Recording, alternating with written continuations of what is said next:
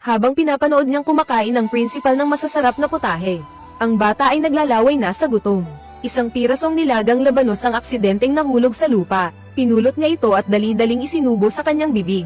Nakita siya ng guro sa tabi at nadiri sa kanya. Pinauwi siya nito agad, at sinabihang huwag nang bumalik sa eskwela. Alam ng tatay niya na kaya siya pinalayas ay dahil mahirap lang sila, at hindi makabayad ng tuition.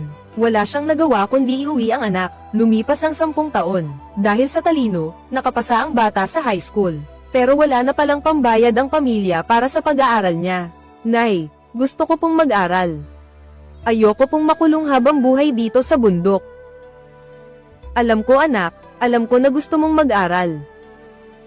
Pero naibenta na natin ang 2 nating baboy. 19 na piso lang ang naipon natin, kulang pa rin ito. Nasaan po si Itay? Pumunta ang tatay mo kina tiya at tiyo para humiram. Hintayin na lang natin ang pagbalik niya.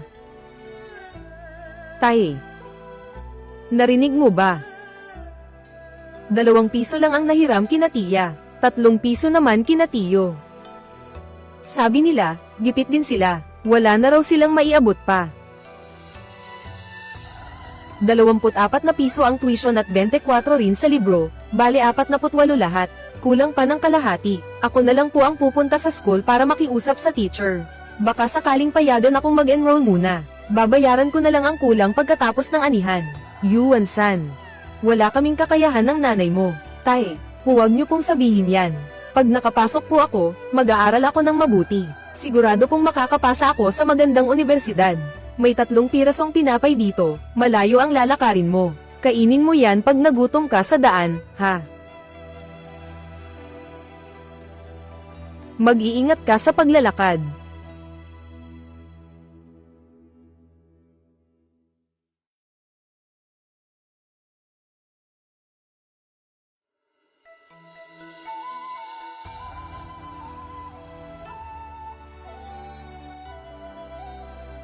Hoy classmate, bakit wala kang suot na sapatos? Sanay na ako eh.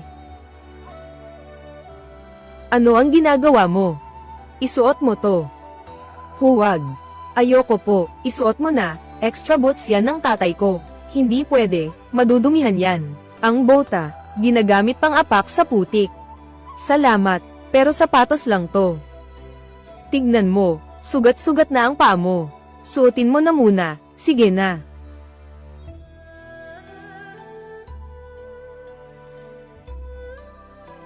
Sige na nga, tara na, mag-enroll na tayo sa school. HMM.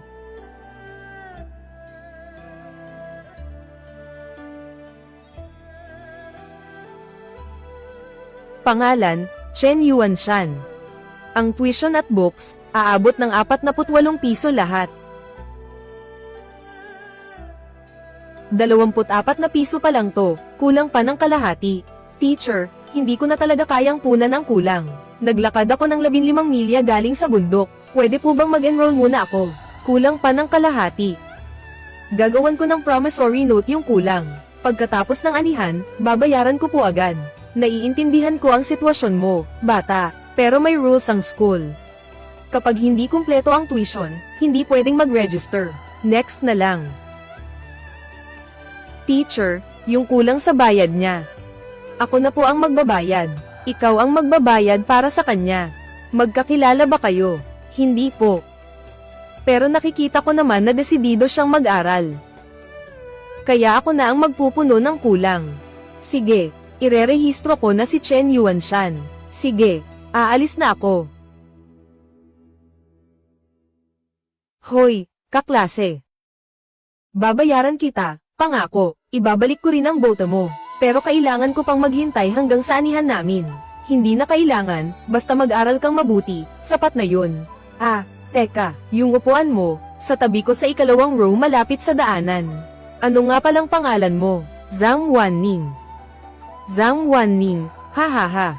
Salamat, Tara, Yuan-shan, inuman tayo. Ikaw lang ang pinakamatagumpay sa ating lahat na taga-anping. Ang kumpanya ni Boss Chen, top 10 na sa buong bansa. Bilyon-bilyon na ang pera mo. Hahaha, huwag ka nang mahiya. Huwag nyo namang sabihin yan. Nga pala, naaalala nyo pa ba si Zhang Wanning? Zhang Wanning.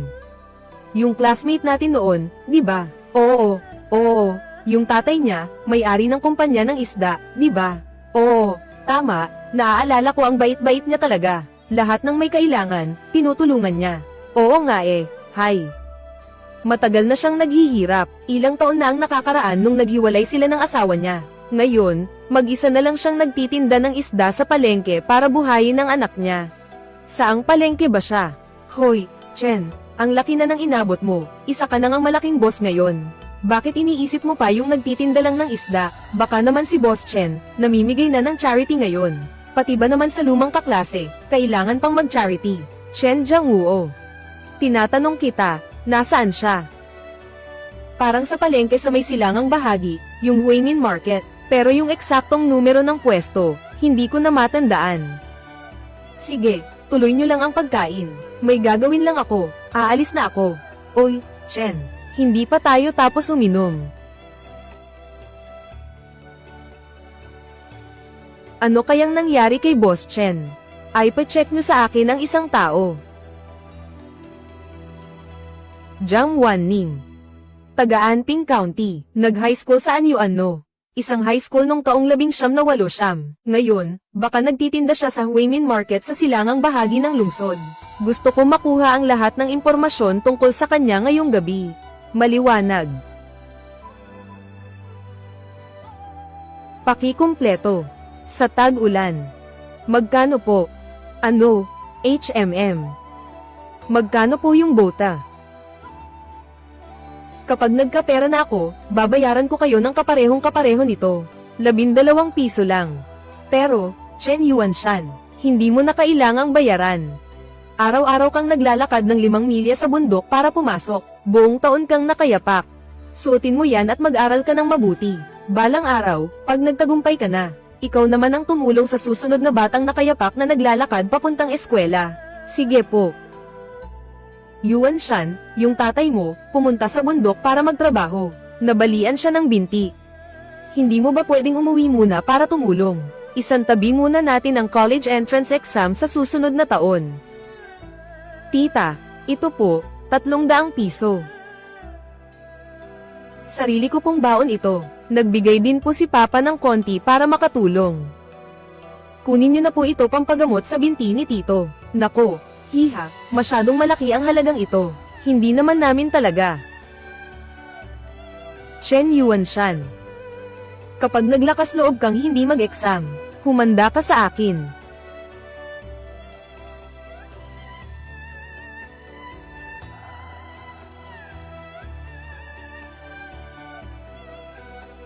Chairman Chen, nahanap na po namin siya. Chairman Chen, nahanap na po namin siya. Sabi nila, nandoon nga si Jiang Wanning sa palengke ng Huimin sa silangang bahagi ng lungsod.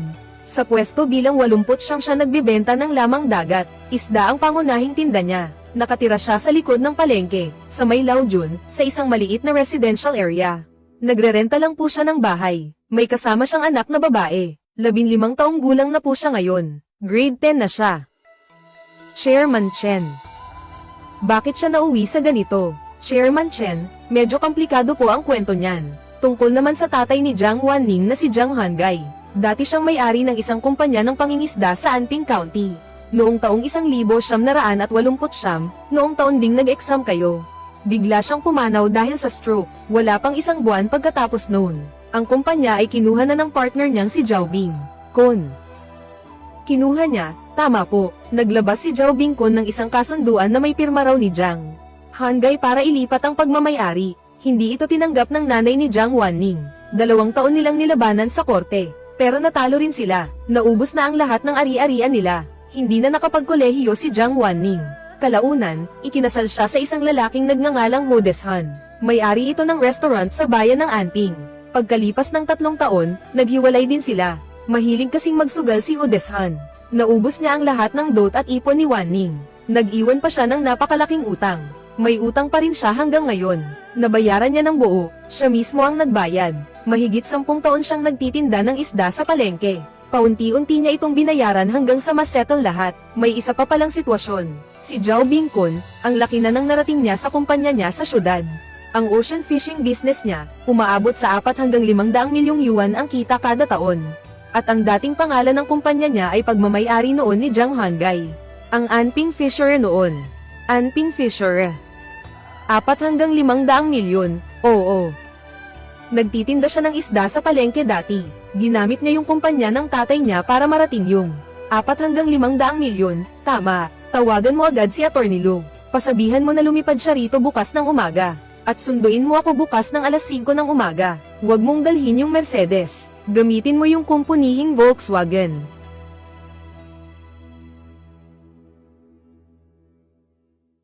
Nung nag-college na ako, hinanap ko siya sa mga dati niyang kapitbahay. Sabi nila, lumipat na raw siya. Nabalitaan ko na lang din na nag-asawa na siya. Kaya hindi ko na pinilit magtanong-tanong. Akala ko maayos ang buhay niya. Hindi ko inakalang. Boss Chen, alas 8:30 ang dating ng flight ni Atty. Mu. Naka-arrange na ang sundo sa airport. 5. Na-check ko na ang background ng kumpanya ni Zhao Bingkon. Yung kasunduan sa paglilipat ng kumpanya noon. 2 ang testigo na pumirma doon. Yung isa, pumanaw na 3 taon na ang nakalilipas. Yung isa. Ano naman yung isa? Ang bayaw ni Zhao Bingkon ang isa. Sige, nakuha ko. Kinakabahan ka ba? Medyo.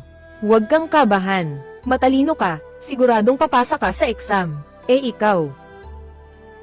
Ako, hindi ako sigurado kung papasa ako. Mahina ako sa math pero magaling ka sa English. Anong silbi ng pagiging magaling sa English lang? Pag nasa college na ako, susulatan kita linggo-linggo. Ang babaw mo naman. Hindi kita niloloko. Pagdating mo sa Shanghai, marami ka nang makikitang bago. Susulatan mo pa ba talaga ako nun? Yuan Shan, minsan naiisip ko. Kung hindi ako nakapasa sa kolehiyo at nanatili lang dito sa bayan, ano kaya ang magiging buhay ko? Saan ka man naroroon, babalikan at hahanapin kita. Tanda ko ang sinabi mong yan. Huwag mong kakalimutan ha, HMM. Malapit na tayo sa palengke ng Huimin. Shendong, gusto mo bang bumaba na ako para mag-hello? Huwag na. 12 taon siyang namuhay dito. Sariwang pechay, bagong pitas lang galing sa taniman.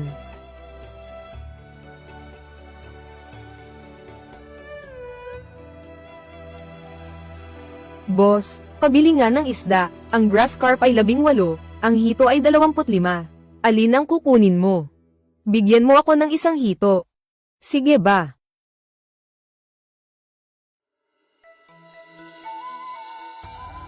Dalawang kilo, 50 piso lahat.